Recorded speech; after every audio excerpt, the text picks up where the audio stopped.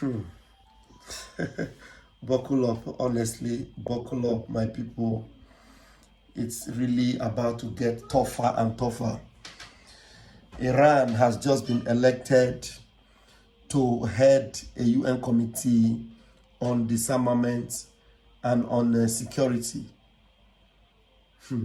Iran, who happen to be the highest violators of human rights, have been elected by UN itself to head a committee of disarmament and on human rights violations. By people, we are in for a long haul and a tough ride. Freedom is not going to be cheap. Freedom is not going to be easy.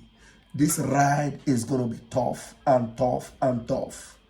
Our brother from Israel reported this, and I want to add this video to this particular quick video so that you will know what we are up against.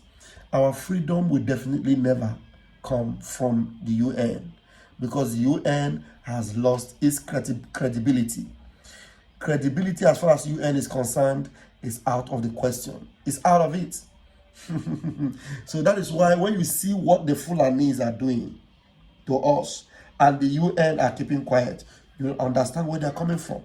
Some of the top ranking officials in the UN are of Fulani descent. And so you understand what we mean when we tell you that freedom is not cheap. It's about to get tough. So please share this video and let everyone see it and let them know, especially those that will be saying, what has UN done? What is UN doing? UN will do nada, nothing.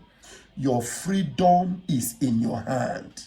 You better rise up and fight for your freedom, or you stay there silent and quiet and they will come and erode you and eliminate you.